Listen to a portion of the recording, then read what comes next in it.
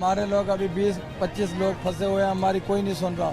हम वजीर आला से अपील कर रहे हैं, वजीर आजम से अपील कर रहे हैं। हमारी रेस्क्यू वाले बोलते हैं आ रहे नहीं आ रहे। हमारे पीछे बंदे फंसे कितना आगे है इसे? ये जो ना 16 किलोमीटर आगे है।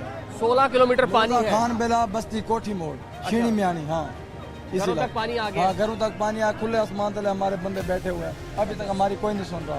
पानी पीने के लिए नहीं है, यकीन जानिए कि यही दरिया वाला पानी वो पी रहे हैं। कितना डेंजरस पानी है ये, इतना जहरीला पानी है कि जो इमारत को लगता है तो कटिंग कर देता है। चेहरा मेरे फोती के खान बेले कोई बेनी नहीं पे कस्ती काल दिया खड़े था सा। अच्छा, सैलाब की वजह से वफात हुई? शराब डूब कर। अच्छा, कस्ती वाले मैंने नहीं पे तो आदमी पैसे गिनो 25,000 रुपये 30,000 रुपये लाख रुपया गिनने खड़े। कोई बात ही नहीं, कोई सुन रहा पे कोई चीज है बस हो जाते बेटा टेंशन ना लो, बेटा टेंशन ना लो, हो जाएगा काम। अच्छा, ऐसे ऐसे दिलासे दिए आप लोगों बस को? ऐसे ठीक है। हाँ बस ऐसे करें। हमारे बच्चे पूर्ण कल दे मरते खड़े था। अच्छा,